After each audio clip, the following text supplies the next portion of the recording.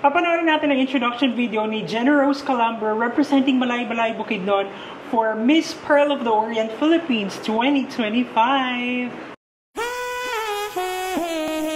Maayad hapag uma, dinita Malay-Balay City, Bukidnon!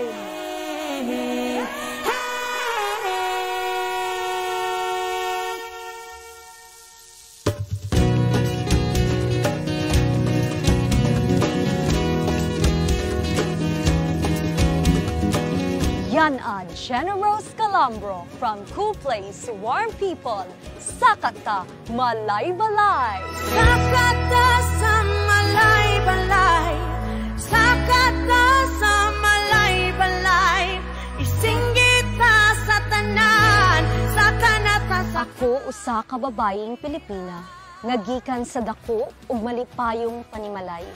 Nadako ko sa kabukiran ug kaumahan, diin ang katahong sa kinaiyahan, ginahatagan og bili, ug ang mga kinaiya og kultura, ginapasigarbo og ginarespeto.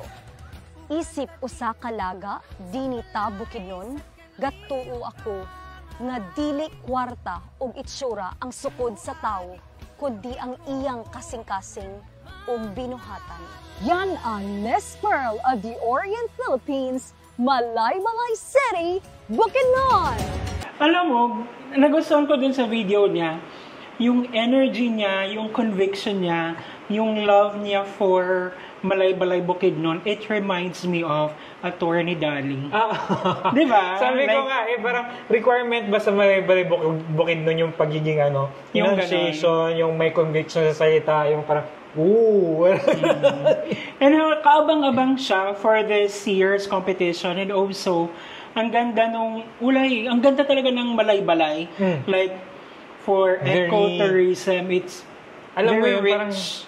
Parang hindi siya nakakapinas, parang very... New Zealand. Ganun tipo. Ano pa lang naman to, introduction, and we are looking forward for more as the, as the competition goes on.